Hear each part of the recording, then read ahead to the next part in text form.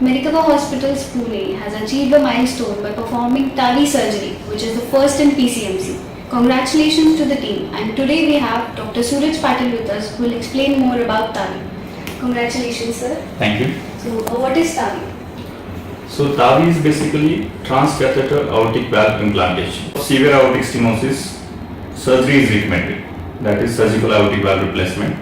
But each and every patient can't be a candidate for surgery. So in such cases, TAVI has become a boon for these patients to have a quicker recovery and a greater result. So in which patients do you recommend TAVI? TAVI is done in cases of, as I said, severe aortic stenosis. But these patients who are not a candidate for surgery, let's say the patient has a severe lung disease, a severe liver disease, a kidney disease, because of these comorbidities, the patient doesn't become a suitable candidate for surgery, and these surgeries are very high risk.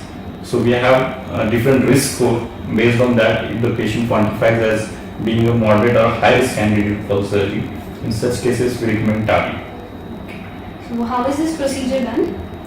So TAVI is basically done very similar to the angioplasty. Just like in case of angioplasty, we take a catheter, and with the help of the catheter, we try to dilate the balloon, the valve first, the valve which is the native valve of that patient, and secondly, then we take a valve that is a mechanical artificial valve which is mounted on a catheter, and we place that new mechanical valve at the place of original native valve. So it doesn't take out the native valve of the patient, we just put another valve in case of the original one. Okay, so are there any risks involved?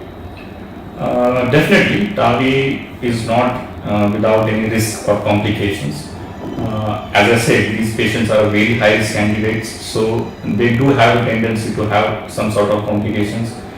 The most common complications which we see are stroke. The patient may have a stroke, but the rates are quite low, and we do have some protective things to reduce the risk of stroke if the patient seems to be a high risk candidate for that.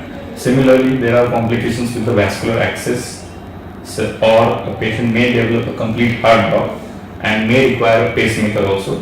But that is not, I would say, a deterrent complication, because we can always go back to a pacemaker. And the rate is also very less, only 3 to 4% of the patients require a pacemaker. It can very fast. Within 4 to 6 hours, the patient sits up, even can walk also.